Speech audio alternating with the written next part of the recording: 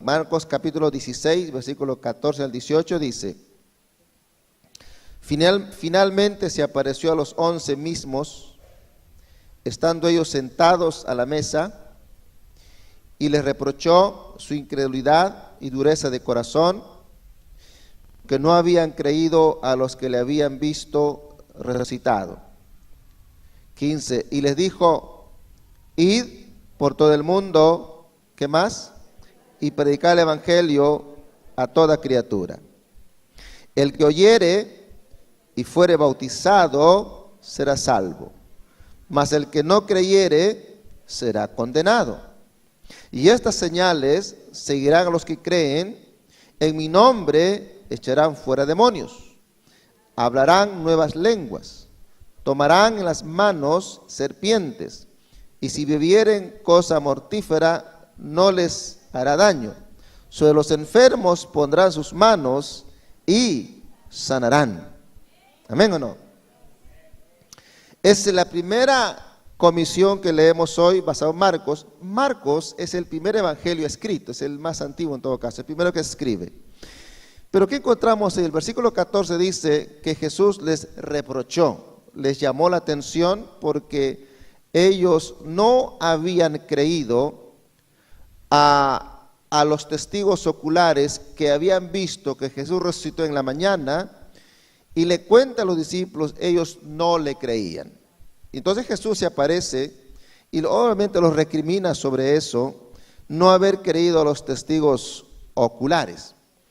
Pero en este caso, esta reprensión no es tanto una reprensión de condenación, sino de instrucción, puesto que los discípulos tenían que predicar el evangelio y ellos tenían que tener una claridad o una certeza de que realmente su maestro, su líder, había resucitado. Y por lo tanto le está llamando la atención allí, por lo que nadie puede hablar o decir o enseñar de lo que no tiene y de lo que no sabe. Los discípulos no hubiesen podido hablar de Jesús, capaz sí, no hubiesen podido de pronto estar dispuestos a entregar su propia vida por el evangelio si no estaban seguros que realmente Jesús había resucitado. Ellos no hubiesen podido. Al comienzo que hubieran podido hablar, sí, había un Jesús, qué sé yo, pero cuando hubiesen visto la oposición fuerte de muerte, de amenaza de muerte sobre sus vidas, no, hasta ahí ya no, ya hubiesen dejado de lado. Por eso necesitaban una fe segura y firme de que Jesús había resucitado. Luego el versículo 15 dice, les da un mandato. ¿Y qué le dice el mandato? Que tienen que predicar el evangelio. Y eso implica que tenían que predicar el evangelio a todas las personas. ¿A quiénes se tiene que predicar? A todas las personas. Al vecino, amigo, compadre, familiar, a todas las personas que podamos conocer. Entonces ahí vemos que le dice, cuando le dice ir por todo el mundo y predicar, eso es un mandato o una orden, ¿no? No es una sugerencia que le da el Señor. Y luego ese mandato le da las razones del mandato del 16. ¿Por qué es que deben predicar? Le dice, el que creyere y fuere bautizado será salvo, mas el que no creyere será condenado. ¿Cuál es la razón por la cual en todo caso Jesús le dice que debe predicar? Es el mandato, porque de esa forma las personas podían ser salvos. Pero hay dos elementos: el que creyere y fuere bautizado.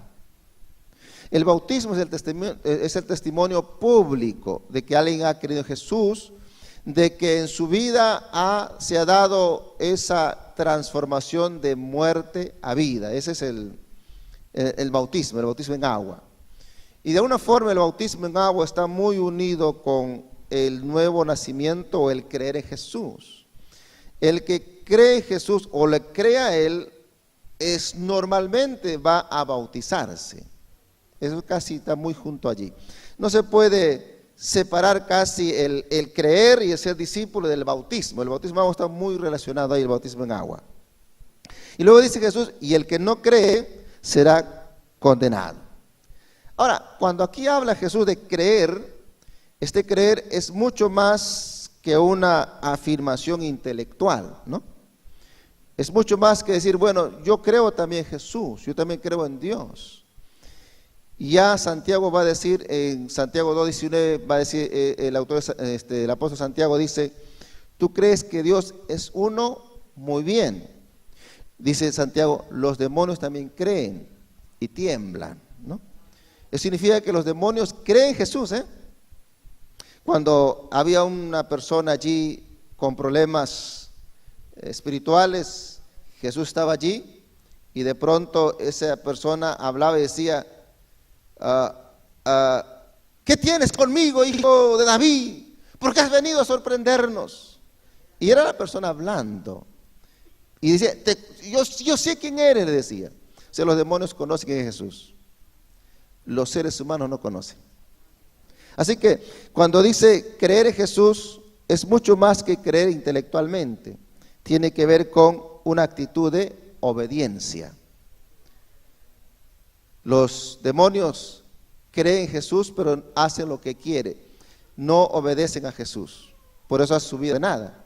Creerle a Jesús es obedecer su palabra. Es poner en práctica sus principios. Y básicamente es reconocer el señorío de Jesús en su vida. ¿Por qué? Porque ya vimos la semana pasada cuando Pedro va a decir, no hay otro nombre bajo los hombres en cual podemos ser salvos, sino Jesucristo. Jesús dijo, yo soy el camino, la verdad y la vida, nadie viene al Padre si no es por mí. Por lo tanto, creer en Jesús es reconocer que Él es el Señor absoluto. Eso es creer. Ahora, ¿qué dice el versículo 17 y 18? Cuando dice, estas señales seguirán a los que creen, habla de la autoridad que Jesús le da a los que van a predicar la palabra. Pero es interesante que dice, y estas señales seguirán a los que creen. ¿A quién va a seguir esas señales? A los que creen. Obviamente el creer, si es obediencia, es confianza, significa accionar. Bajo el pasaje que leemos, el creer en obediencia significa la predicación del Evangelio. Por tanto, creerle a Dios tiene que ver con la predicación del Evangelio como una obediencia al mandato de Jesús. Podemos afirmar entonces que la predicación del Evangelio nada tiene que ver con un sentimiento, con una emoción, sino tiene que ver con la obediencia y la confianza en Jesús como Señor y Rey de nuestras vidas. Cuando esto hagamos, es decir, esa acción de obediencia, por obediencia, disponernos a hablarles a alguien acerca de Jesús, Dios promete que respaldará esa acción con señales. ¿Y cuáles son las señales? Suplir la necesidad de las personas. Eso significa que cuando alguien en obediencia a Dios se dispone a hablarle a alguien de Jesús, Dios lo puede respaldar a esa persona, aunque sienta o no sienta, digamos, algo especial en él, sino el accionar de obediencia va a hacer que Dios pueda operar a través de esa persona y hacer milagros donde hay enfermedad. ¿Cuántos creen que Dios es fiel? Si Dios es fiel, Él cumple su palabra. Por lo tanto, lo que vemos en Marcos, el predicar a las personas es un mandato y hay una fortaleza de Dios de traer sanidad. Veamos otro, Lucas 24. Lucas 24, 44 al 48. Dice, y le dijo, estas son las palabras que os hablé, estando aún con vosotros, que era necesario que se cumpliese todo lo que está escrito en mí, en la ley de Moisés, en los profetas y en los salmos. 45. Entonces le abrió el entendimiento para que comprendiesen las escrituras. Y le dijo, así está escrito, y así fue necesario que el Cristo padeciese y resucitase de los muertos al tercer día, y que se predicase en su nombre el arrepentimiento y el perdón de pecados en todas las naciones, comenzando desde Jerusalén. Y vosotros sois testigos de estas cosas, dijo Jesús. Aquí encontramos ahora en el Evangelio de Lucas, médico Lucas, que escribe historiador al fin y al cabo. Él es una recopilación de la historia de la obra de Jesús, y él está terminando el evangelio que él escribe, otra vez haciendo mención a la comisión. Y vemos en el versículo 44, dice que él registra que Jesús dijo: estas son las palabras que os he hablado. Lucas registra lo que Jesús le dice a los discípulos. Le dice a los discípulos: mira, esto de que yo he muerto y resucitado y que aparezco a ustedes y ustedes están medio dudando de lo que está sucediendo, deben saber, es algo que yo les he dicho ya a ustedes que iba a suceder. Si usted lee el libro de Lucas, por ejemplo, el capítulo 18, ahí vemos cuando Jesús le dice a los discípulos: muchachos, viene el momento en el cual yo o el Hijo del Hombre será capturado, será arrestado, lo van a azotar y lo van a crucificarlo, pero va a resucitar. Jesús ya les había dicho.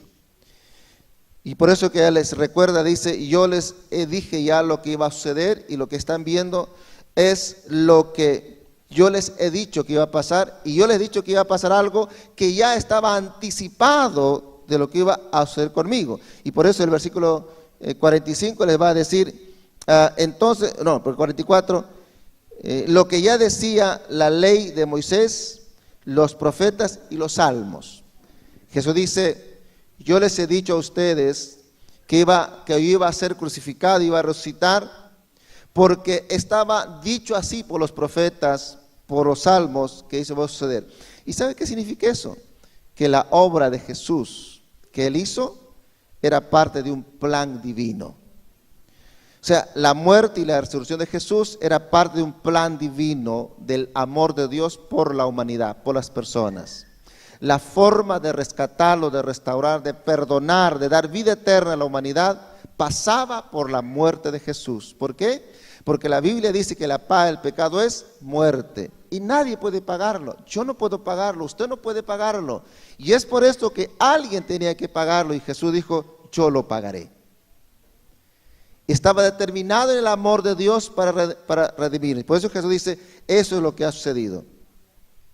Y luego el versículo 46 le dice: y le dijo: así está escrito, y así fue necesario que el Cristo padeciese y resucitase a los muertos al tercer día. Y el 47, ¿qué dice? Y que se predicase en su nombre arrepentimiento y perdón de pecados. Es decir, que Jesús dice: mi muerte y la resurrección mía no es producto de la fuerza del mal, de que no puedo defenderme. No, sino es parte de un plan de redención a la humanidad. Y además dice: ¿por qué? Porque la predicación estaba basada en el arrepentimiento, el perdón en el nombre de Jesús. Ahora, ¿qué implica arrepentimiento? El arrepentimiento implica cambio. ¿Qué implica arrepentimiento? Cambio. Cambio de la forma de pensar y cambio de la actitud del corazón. El arrepentimiento de la cual que habla Dios, que se da en Jesús, es que cambia mi forma de pensar acerca de Jesús. Antes mi pensamiento de Jesús de pronto es un sanador, un buen hombre. Sí, Jesús es bonito, Jesús, por supuesto, Diosito bonito, sí. Pero yo sigo haciendo lo que me da la gana, ¿verdad? Eso es el creer que Dios no es correcto. Acepto a Jesús como tal, hasta puedo, venerar y hacerlo esto a Jesús, ya muy bien, en este espacio donde digo: sí, santísimo Jesús, maravilloso Jesús, ya, nos vemos Jesús la próxima semana, y entonces yo en mi vida hago lo que a mí me dé la gana. El arrepentimiento significa cambio de mi manera de pensar. Ya no pienso solo en Jesús como solo un profeta, un lindo bonachón, un bueno que quiera solo abrazarme, sino ahora pienso que Él es mi Rey, mi Señor. Y si es mi Señor, yo hago lo que Él dice, no lo que yo quiero, porque Él es el Rey. Eso es arrepentimiento.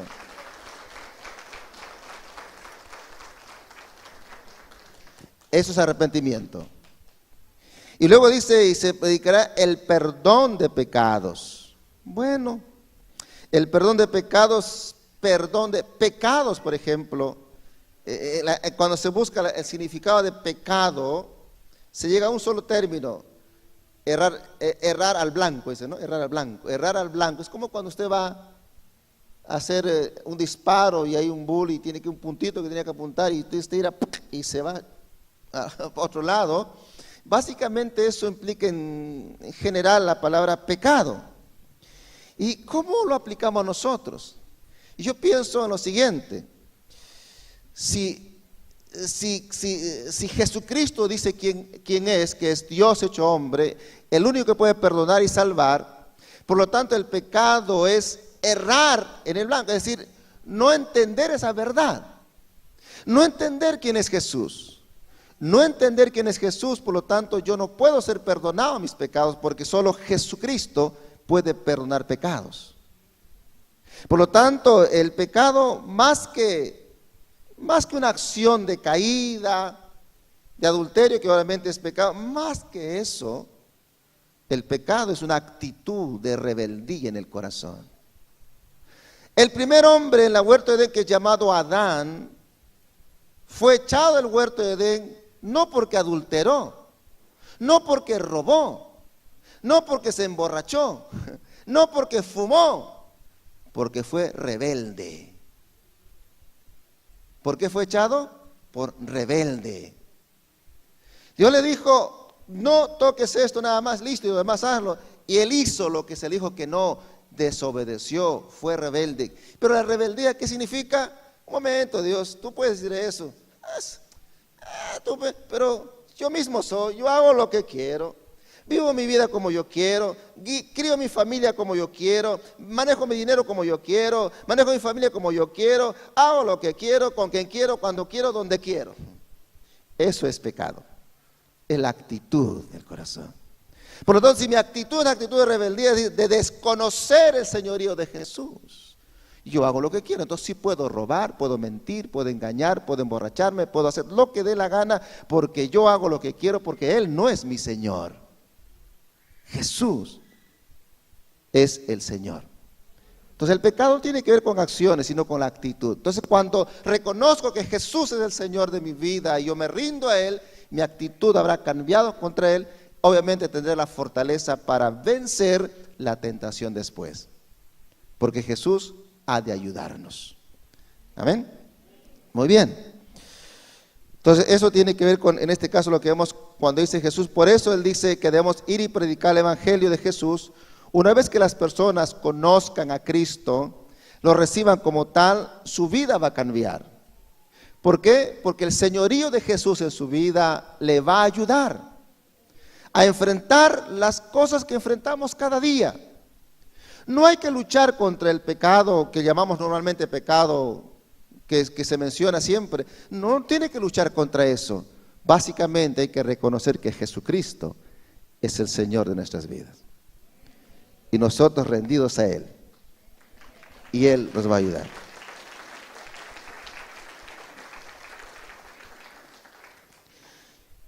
Veamos otro pasaje, San Juan 20. El otro evangelio, San Juan 20. San Juan capítulo 20, versículo 19. 20:19 es el otro evangelio que escribe el apóstol Juan. Y también encontramos acá una expresión en relación a la comisión, ¿no? Y vamos a ver qué se enfatiza en este aspecto aquí. 20:19 dice, sí, capítulo 20, versículo 19 hasta el 22. Dice, cuando llegó la noche de aquel mismo día, el primero de la semana, estando las puertas cerradas en el lugar donde los discípulos estaban reunidos por miedo de los judíos, vino Jesús y puesto en medio, ¿qué le dijo? Paz a vosotros.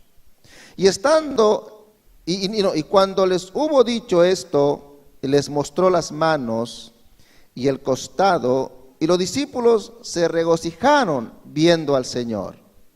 Entonces Jesús les dijo otra vez, ¿qué le dijo? Paz a vosotros. Como me envió el Padre, así también yo os envío. Y habiendo dicho esto, sopló y les dijo, recibid el Espíritu Santo. En este tercer evangelio encontramos una vez más la comisión. En este caso Juan se preocupa en registrar también la comisión, obviamente porque él lo considera como un tema importante para la iglesia en la mente de Jesús. El 19 que encontramos dice, ¿cuál era la condición de los discípulos de Cristo según el versículo 19? ¿Cómo estaban? Dice, estaban con miedo, con temor, con dudas. Estaban medios capaz tristes, capaz confundidos, desanimados en ese instante. Pero Jesús se aparece. ¿Qué hace Jesús con ellos? ¿Los reprochó? Juan nos registra aquí que Jesús no los reprocha. No se para y le dice, tira de incrédulos, duros de corazón. No nos reprocha. ¿Qué hace? Le dice, paz a vosotros. ¿Qué le dice? Paz a vosotros. Usted sabe que en el hebreo la palabra paz es shalom. Es una palabra de saludo, de bienvenida. Es como, eres bienvenido. Es una palabra de bendición. ¿Qué está haciendo Jesús con los discípulos? Los está bendiciendo. Los está animando. Les está aceptando. Eso significa muestra de empatía y de amor genuino por las personas que Él había escogido. Dios nunca deja de amar a quien Él escogió. Aunque esa persona tenga noches y días de incredulidad, de dudas, Dios no deja de amar. ¿Qué le parece? Él no deja de, no dice estoy harto contigo, tipo de incrédulo. No va a decir eso. Porque la incredulidad puede venir por muchas razones. Por miedo, por temor, por falta de información, por muchas razones. Pero si Dios te encontró, te hizo parte de su familia, Él no se equivoca. Él encontrará la forma de motivar tu fe. Porque mira lo que dice el versículo siguiente, el versículo 18, ¿qué dice? ¿Qué hizo Jesús luego? No, leímos 19, no, el 20, ¿no?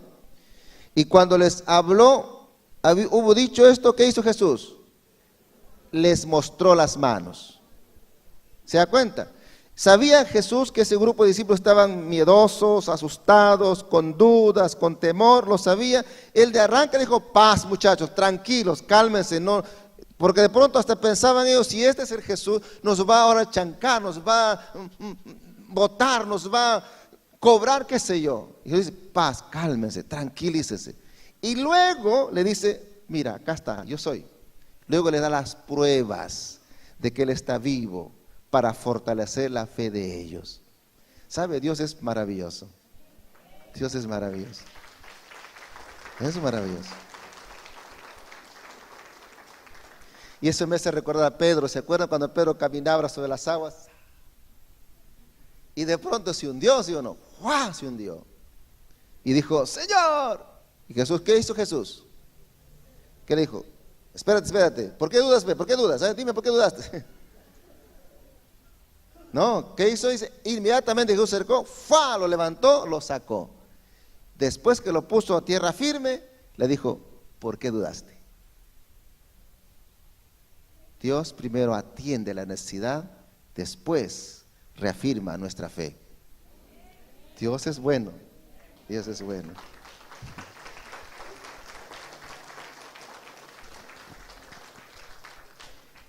Y eso es lo que vemos acá con los discípulos temerosos, de duda, de incredulidad, dureza, les dice paz y luego les da la seguridad de quién es Él y todas las pruebas allí. Y luego de eso, una vez que ya los dijo, cálmense muchachos, y ya yo soy, ¿están de acuerdo? ¿Están convencidos? ¿Soy yo, sí o no? ¿Se acuerdan? Sí, sí señor, ya. Y luego dice el versículo 21, el 21 dice, entonces Jesús le dijo otra vez, ¿qué dijo? Paz a vosotros. Y luego, ¿qué le dice? Como me envió el Padre, así también yo os envío. Ahí está la comisión. Ahí está el mandato. Como el Padre me envió a mí, así os envío a ustedes. En esta parte de la comisión, ¿qué encontramos? Encontramos, primero lo que dice, como me envió el Padre a mí, así yo los envío. Mira, Juan registra eso, ¿no? Los otros evangelios no registran eso. Juan lo registra eso. Dice, como el Padre me envió a mí, mira, Jesús no está diciendo, ya que yo empecé una obra misionera, necesito ayudantes. No dice eso. Escucha, ¿no? Yo empecé una obra misionera aquí, ahora necesito ayudantes. No, no dice eso. Dice, como el Padre me envió a mí, así le envió a ustedes. ¿Qué significa eso? Que le está diciendo, con la autoridad que se me envió a mí, con la misma autoridad les envío a ustedes. Es como que Jesús le decía a los discípulos, fue el Padre que me envió a mí, ahora yo les paso a ustedes como enviados del Padre. Es decir, que la iglesia de Jesús es enviado por el Padre mismo. Significa autoridad absoluta. Y además significa propósito divino. Significa un respaldo total de parte de Dios. Cuando dice como el Padre me ha enviado, significa, y así los envío yo, también significa que nosotros solo tenemos que hacer exactamente lo que Jesús hizo. Nada más. No hay que añadir cosas más. Hacer lo que Jesús hizo. ¿Estamos? ¿Qué fue lo que Jesús hizo? Tenemos que tomar en cuenta, por ejemplo, su vida de oración. Tenemos en cuenta su vida de obediencia. Tenemos en cuenta su vida de compasión. Recuerda que él decía, por compasión atendió a las personas sus necesidades. La Biblia dice que él se levantaba temprano, a veces noche, tenía tiempo de oración. Y él siempre dijo, no hago lo que yo quiero, sino lo que se me dijo, eso es lo que yo hago. Es una actitud de obediencia, un corazón de obediencia, de oración, de compasión. Pero también una vida orientada a las personas, interesada por el bienestar de las personas y básicamente por el liderazgo, a ser discipulado. Es hacer lo que Jesús hizo, es decir, que se preocupó en formar. Había multitud de gente que le seguía a Jesús, pero él escogió ¿a cuántas personas? A 12. Dedicó su tiempo a los 12. Y de los 12 a 3 más cercanos, Pedro, Juan y Jacobo, les dio momentos especiales con ellos. Es decir, que sacó tiempo para darse a un grupo pequeño, se llamaba discipulado personal. ¿Qué es lo que debe hacer la iglesia? Discipulado personal. Es darse el tiempo a un grupo pequeño, o una o dos personas, para enseñarles el Evangelio de Jesús. Obviamente yo voy a enseñarles si yo primero soy discípulo de Jesús. Si yo he aprendido a ser discípulo de Jesús, lo que voy a hacer es transmitir a ellos. No es una multitud, son pocas personas. Eso fue lo que Jesús hizo. Eso implica la comisión de hacer discípulo de Jesús. Y sobre todo, ¿qué fue lo que Jesús hizo? Tenía un mensaje muy claro. El mensaje de Jesús era el reino de Dios. ¿Cuál era el mensaje de Jesús? El reino de Dios. ¿Sabe qué significa el reino de Dios? Gobierno de Dios en la tierra. Gobierno de Dios en la vida de las personas. El evangelio tiene que ver con el reino de Dios. ¿Sabes qué significa el reino? Que Cristo ahora es el rey de tu vida. Antes el rey de tu vida era Satuco, o sea, el diablo. Satuco. Una vez yo dije Saturnino, pero hay nombre con eso, no vale eso. No, es el diablo. ¿Por qué? Porque solamente hay dos reinos, dice la Biblia, el reino de las tinieblas y el reino de la luz, o sea, de Dios, ¿no? O sea, el ser humano está en este reino o en el otro reino, acá no hay tercera opción. O eres hombre o eres mujer, no hay medias acá. Y así siempre es el reino, ¿eh? Por eso que eso de lo medio es hasta antinatural y antidivino. Bueno, es otra cosa.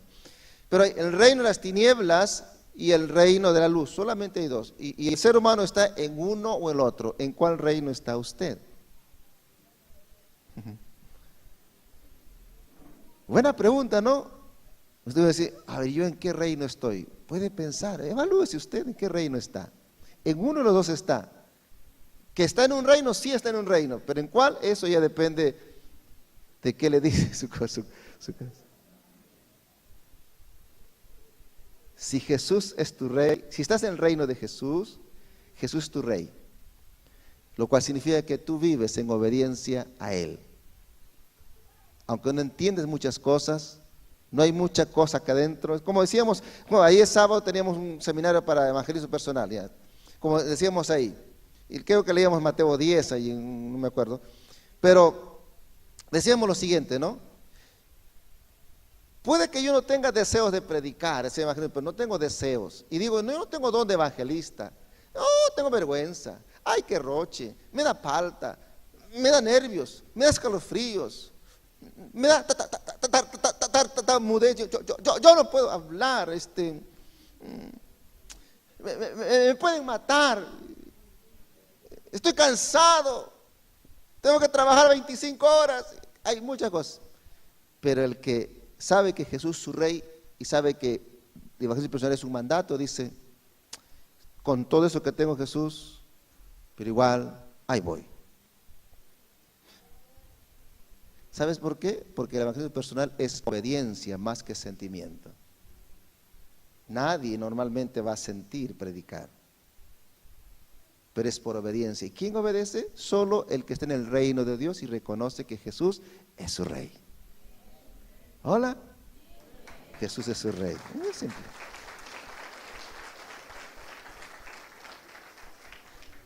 Por eso que el mensaje de Jesús era el reino de Dios, el reino de Dios, el reino de Dios. Muchas personas tienen a Jesús como su salvador. Sí, es mi salvador, mi sanador. Está bien, Él sana también. Mi proveedor, sí, no provee, está bien, eso está muy bien. Pero Jesús es mucho más que eso. Él es rey. Él es rey. Y el rey sabe, como ese juego que hacen, el rey pide. El rey pide. El rey pide más almas para el reino de Dios. El rey pide más personas para Cristo. Eso pide el rey. ¿Estamos o no? Muy bien. Eso es lo que vemos allí con respecto a eso. Veamos ahora Mateo 28. Mateo 28. Vamos terminando ya. Cuarto pasaje del otro evangelio sobre la comisión. Mateo 28. Es un texto que conocemos, Mateo 28, pero vamos a leer desde el 16, teniendo el contexto completito. Dice así, Mateo 28, 16 dice, pero los 11 discípulos se fueron a Galilea, al monte donde Jesús les había ordenado. Y cuando le vieron, ¿qué hicieron ellos? Le adoraron, pero algunos dudaban. Y Jesús se acercó y le habló diciendo, toda potestad me ha sido dada en el cielo y en la tierra, por tanto, ¿qué le dice? Id y hacer discípulos a todas las naciones, bautizando en el nombre del Padre, del Hijo y del Espíritu Santo, enseñándoles que guarden todas las cosas que os he mandado, y aquí yo estoy con vosotros todos los días hasta el fin del mundo. Amén. Ahí vemos un cuarto pasaje de la cuarta comisión de Jesús, relatado, digamos, por Mateo. Y el versículo 16 y 17, vemos la ocasión en la cual se da la comisión. Dice el versículo que hemos leído, ellos estaban en Galilea, fueron a ese lugar porque Jesús le dijo que cuando estaba vivo, le dijo, cuando yo muera o voy a morir y voy a resucitar, quiero que vayan a Galilea, ahí nos encontramos. Entonces ellos obedecieron, estaban allí, se encontraron con Jesús y cuando se encontraron dice que, ¿qué hicieron al verlo a Jesús? ¿Qué hicieron ellos? ¿Ah? Dice que le adoraron. ¿Qué hicieron con Jesús? Le adoraron. ¿Y sabe qué significa adorar? En griego es proskuneo, que implica básicamente arrodillarse o inclinarse. Es reconocer a alguien como Dios. Entonces cuando los discípulos, siendo judíos ellos, le adoran a Jesús, están reconociendo la divinidad de Jesús. Que Jesús es Dios. Dios igual que Dios Padre. Nosotros creemos en un solo Dios, pero tres personas, porque eso es lo que la Biblia enseña. Dios Padre, Dios Hijo y Dios Espíritu Santo. Dios Madre no, porque eso es demoníaco. Alguien dice, es que si hay hijo, tiene que haber madre. Bueno, si hay madre, tiene que haber suegra también. Entonces, ya va a aparecer por ahí la Dios suegra, el Dios suegro, y así sucesivamente. O el Dios abuelo, la Dios abuela. Bueno, claro. ¿De dónde sale la madre si no? Tiene que ir el papá también. Es una tontería y media, porque Dios no necesita mujer para crear o engendrar. Él es todopoderoso. En ese Dios creemos nosotros.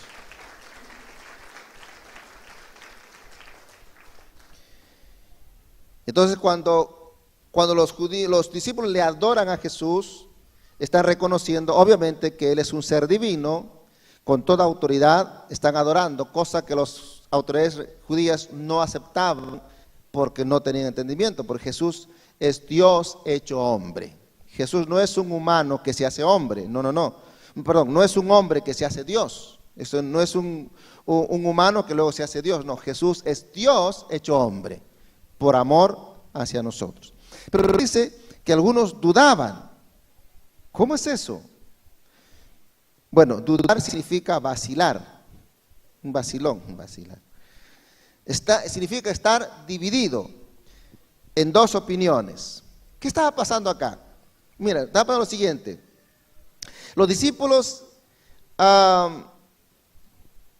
ellos querían creer lo que sus ojos estaban mirando a Jesús allí. Ellos querían creer lo que sus ojos miraban. Pero dice que era tan glorioso lo que veían, que no estaban seguros si podían confiar en el testimonio de sus propios ojos.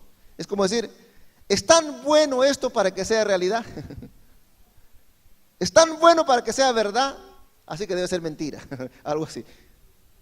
O sea, ellos estaban, con sus ojos estaban mirando, ahí está Jesús, ahí está hablando, ahí está. Pero era tan lindo, tan real, tan bueno, que no querían confiar en sus propios ojos. Eso de pronto como que decía, estamos soñando, peñisca, algo así, ¿no? En ese sentido implica la duda aquí. O sea, la duda no es tanto esa duda de incredulidad, ¿qué será? ¿Qué se ha creído? ¿Quién será esto? No era una duda de que no es Dios, sino una duda de emotiva, digamos, ¿no? Una duda de emociones fuertes, ¿no? Porque la noche anterior le han visto tan duro, golpearon, le han visto cómo murió, cómo fue derrochado su sangre, lo han visto como lo feo que fue. Estaban ellos todavía confundidos, todavía estaban melancólicos, todavía desanimados, un poco tristes por el dolor, y de pronto, ¿qué haría usted si se muere su familiar querido? Se murió hoy día y mañana va a la casa, la encuentra en la casa.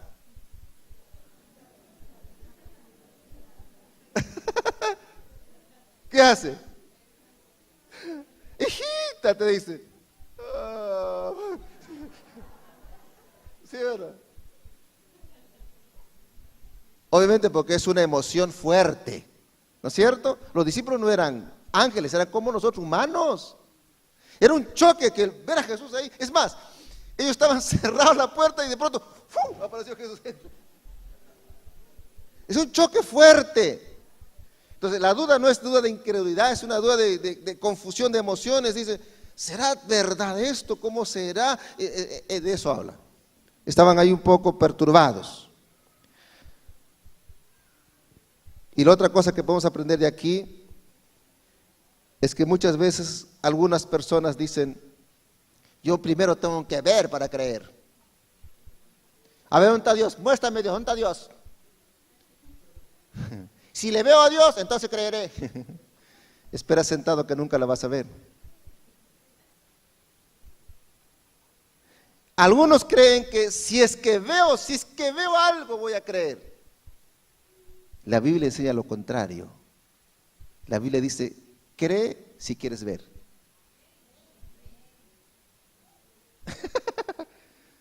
La Biblia dice, no es que Jesús le dice, no te dije que si creyeras. Jesús no dijo, mira, ve la gloria para que crees. No, si creyeras. Jesús le dijo a Tomás, tú has creído porque me has visto. Más bienaventurados, felices, dichosos los que creyeron sin verme.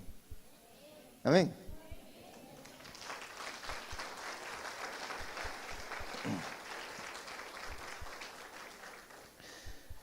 Luego encontramos el versículo 18, vemos allí que Jesús le dice, toda potestad me ha sido dado en el cielo y en la tierra.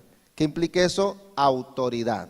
Jesús dice, yo tengo toda la autoridad en el cielo y en la tierra, es decir, tengo la autoridad absoluta. Jesús está diciendo, yo soy la autoridad absoluta sobre el universo. Es que Él es Dios, pues. Le está declarando, yo soy la autoridad absoluta del universo, porque Él es Dios. ¿No es cierto? Por lo tanto, mira, interesante, Él le dice, yo soy la autoridad absoluta, queridos, de todo el universo, y ahora esa autoridad les comisiona. Eso significa que la gran comisión, el ir y predicar el evangelio, el ir a ser discípulos, viene de la autoridad máxima del universo, de Dios mismo. Si Dios es tu Padre, si Cristo es tu Señor, solo tendrías que obedecer sin duda ni murmuración. Es simple. ¿Me entendió? La predicación no es si deseo, si me gusta, si tengo tiempo. Es si Cristo es mi Señor. Si el Dios eterno es mi autoridad, entonces yo solo obedeceré. ¿Cuántos dicen gloria al Señor? Aleluya, gloria a Jesús.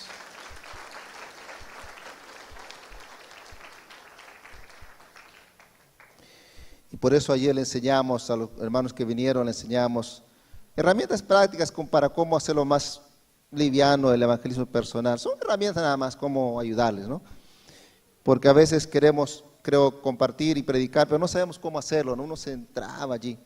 Y existen muchas herramientas, ayer enseñamos herramientas prácticas cómo hacerlo, así que justamente para cumplir esta parte de predicar el evangelio, ¿no? Luego, entonces, el 19 y el 20, ya encontramos, entonces ahí dice ya, por tanto ahora, ahí viene la comisión. ¿Qué le dice? ¿Qué deben hacer? ¿Ir y hacer qué? Discípulos, ¿no es cierto? ¿Y cómo debe hacer discípulos? Bautizándolos y enseñándoles, ¿verdad? Entonces nos dice, ir y hacer discípulos, yendo, bautizando y enseñando. ¿Sabes cómo Jesús manda? Es yendo, bautizando y enseñando.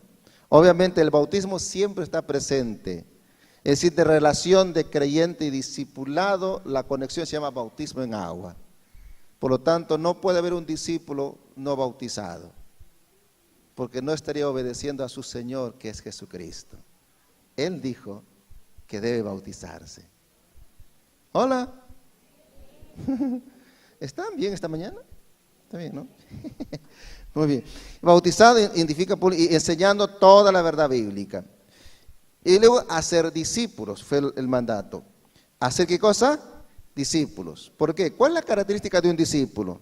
La característica de un discípulo, por ejemplo, tiene que ver con lo que Jesús dijo en San Juan 8, 31 y 32. Jesús dijo, y a los que habían creído, le dijo, si ustedes permanecen en mi palabra, serán realmente mis discípulos. Conocerán la verdad y la verdad os hará libres. San Juan 8, 31 al 32. Por lo tanto, la característica de un discípulo es aquel que permanece en la palabra de Jesús. Es decir, que permanece firme o vive según los principios que Jesús. Otra vez, tiene que ir siempre con la obediencia, que es lo opuesto a la rebeldía. ¿Se dan cuenta? El discípulo de Jesús es obediente a Cristo. ¿Están bien esta mañana? Luego, la otra característica es San Juan 15:8. Cuando Jesús dijo que debemos llevar fruto y de esta forma demostrarán que sois mis discípulos. San Juan 15:8. Es decir, el fruto muestra la característica de que alguien es discípulo de Jesús. Y ese fruto tiene que ver varias cosas, pero uno de ellos tiene que ver, obviamente, el evangelismo personal. Es como que yo tendré que decirle, Señor, aquí está una persona más por quien yo he orado, le he hablado de Jesús, le he discipulado, ahora aquí está, Él está llevando también discípulos. Es el fruto. Y eso lo muestra alguien que es discípulo de Jesús. Solo por obediencia y por amor a Dios y a las personas. ¿Cuántos aman a Dios? ¿Cuántos aman a las personas? El que ama a Dios y ama a las personas, aunque no siente, no tiene ganas, está cansado, está dispuesto a hacer evangelismo personal y discipulado personal, por amor y por obediencia. Hola, eso es discipulado.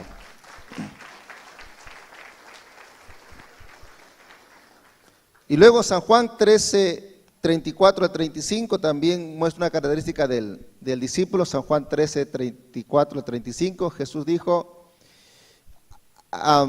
un mandamiento, San Juan 13, 34 al 35, un mandamiento nuevo os doy, que se amen los unos a los otros, como yo les he amado a ustedes, para que el mundo sepa que ustedes son mis discípulos. ¿No? San Juan 13, 34, 35. Un nuevo mandamiento les he dado, que se amen unos a otros, como yo les he amado a ustedes, ámense ustedes, para que el mundo sepa que ustedes son mis discípulos. Así que la otra característica del discípulo es alguien que ama a las personas. ¿Estamos? Y ama no porque siente amar, sino porque decide amar. ¿Quién siente amar? Nada. Sentimos amar cuando estamos enamorados. Después ya se murió el amor, dice, ¿no? El amor nunca muere, querido. Murió el sentimiento de amor, pero el amor no muere. Porque el amor es una decisión.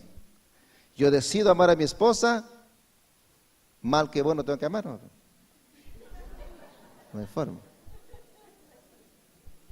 Y el amor es básicamente, para que ustedes, dice según Romanos, no hace daño. Ese es el amor.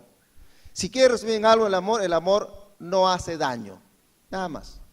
Entonces, si yo amo a mi esposa, obviamente voy a evitar mentirle, engañarle, insultarle, mucho menos golpearle, mucho menos sacarle la vuelta. No sé, ustedes saben, ¿alguna mujer se ha sentido feliz cuando su marido sacó la vuelta? No, no es cierto. ¿A quién le alegra la infidelidad? Al tramposo, pero al que sufrió no. Ni al tramposo porque estaba asustado ahí. Por lo tanto, ser infiel a mi esposa es no amarla, porque estoy causando daño. Queridos, la solución en el mundo no son cámaras escondidas, no. Es amar a Dios y amar a las personas. Solución del mundo. Un joven que ama a Dios y ama a las personas no va a tener sexo con su enamorada, porque no quiere causarle daño. El joven que quiere tener sexo con su novia no ama ni a Dios ni a nada. Al diablo ama, menos a Dios. Porque el que ama no causa daño. Es el amor fundamentalmente. Hola, ¿están vivos esta mañana?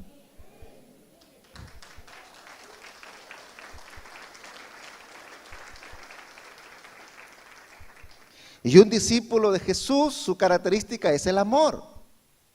No es un amor que lo ha aprendido, es un amor que Dios derramó en su vida y por lo tanto lo cultiva, lo desarrolla y decide amar y lucha por ello con la gracia y la ayuda de Dios. Entonces la persona que va a amar va a librarle en la vida para bien, ¿no? Como en la mañana también sí, pues leíamos devoción en la mañana y sí, pues en Filipenses hablamos del amor y Pablo le dice a la iglesia de Filipenses, y yo oro por ustedes para que vuestro amor sobreabunde más, le dice. Para que puedas elegir bien y escoger bien, y cuando Cristo venga te encuentres sin pecado, dice. Interesante, ¿no? La única forma de librarnos del pecado es amar a Dios y amar a las personas. Porque si yo amo a las personas no los voy a robar, no los voy a mentir, no voy a trampear. Es decir, ya está. ¿Se da cuenta? Entonces esa es la característica de un discípulo de Jesús. Por eso Jesús dijo, ir y hacer ¿qué? Discípulos.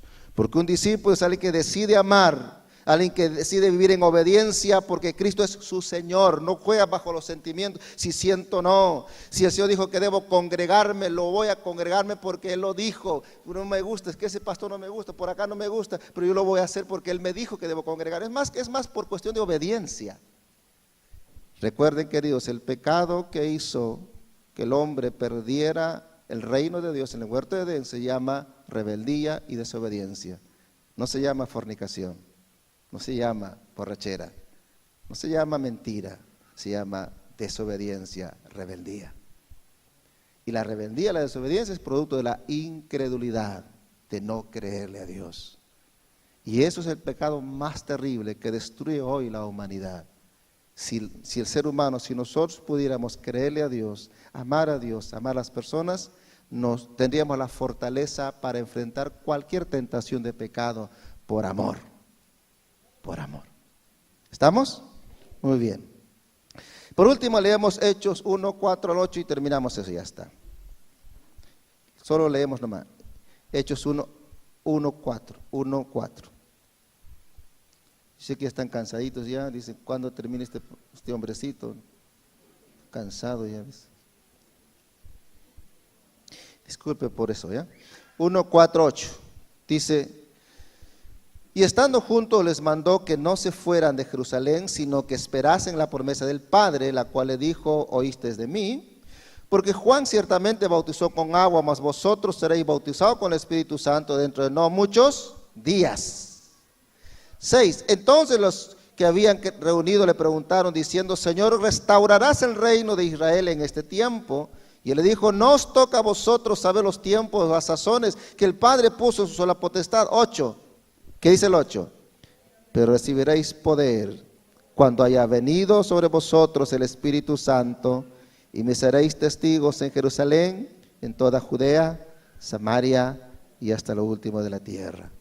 Ahí encontramos el quinto pasaje, quinto momento sobre la comisión. Es importante que Jesús le dice a los discípulos, antes de partir, antes de ascender a los cielos, ya está terminando sus días, le dice que deben esperar la promesa del Padre. ¿Cuál era la promesa del Padre? El bautismo y la llenura del Espíritu Santo. Era la venida del Espíritu Santo. ¿Por qué razón ellos tenían que esperar el Espíritu Santo? Jesús dice, porque el Espíritu Santo les impartiría poder. Poder en griego es dunamis, que significa poder, capacidad, habilidad, coraje, valentía. ¿Y por qué? ¿Y para qué ellos necesitaban ese poder? ¿Para qué? Para ser testigos de Cristo. Y eso tiene que ver predicar el Evangelio. Querida iglesia, la predicación del Evangelio es una orden, un mandato de Dios para cumplirla, pero no nos dejó solos, sino que impartió el poder del Espíritu Santo para hacerlo. ¿Y sabes cuándo va a funcionar el Espíritu Santo? Creo yo, cuando nosotros podamos decir esto. Ay, qué predicar, ¿no? Pero no tengo ganas hoy, cansada. Ni siento siquiera una inspiración para hacerlo, ni siento fuego, no siento nada. Estoy hielo. ¿Qué hago? Pero si el rey dice, bueno, iré, pues a ver si alguien me escucha, iré, pues. Yo pienso que el momento en que usted comience a caminar en obediencia, Dios va a estar dispuesto a respaldarte con señales y estoy seguro que hará que se desate justamente el poder del Espíritu en tu vida porque alguien está obedeciendo. Recuerden que la fe sin obras es muerta. La fe con acciones es viva. Yo puedo creer, sí, la evangelización es importante, Dios es importante, el Espíritu es importante, y Señor, lléname más, sí, pero no me muevo. Mejor digo, Señor, mientras me voy moviendo, lléname, ¿ya? Ahí va. Va acercando, va tratando de hacer, te aseguro que allí Dios va a mostrar su gloria y su poder. Usted lo ha visto en la Biblia, por ejemplo, con Felipe, el diácono, que él no era evangelista, no era apóstol, no era un hombre de renombre, era un servidor de las mesas, ahí limpiando las mesas, pero escapó, tuvo que huir por persecución y en eso cuando caminaba, vio que la gente estaba necesitada y dijo, bueno, ¿qué hago por acá? Los predico. Y él comenzó a predicar de Jesús y la Biblia dice que hubo milagros extraordinarios y señales. ¿Por qué? Porque estaba obedeciendo al rey. Y Dios respaldó con su espíritu y los dones y los milagros. Iglesia, no estás sola. Aunque tengas miedo, temor para salir, dile a Dios, aún con mi miedo, con mi temor, con mis dudas, con mis vergüenzas, lo pongo y voy, Señor. Y vaya, hágalo y pruebe la grandeza de Dios en tu vida. Amén. Gloria a Jesús.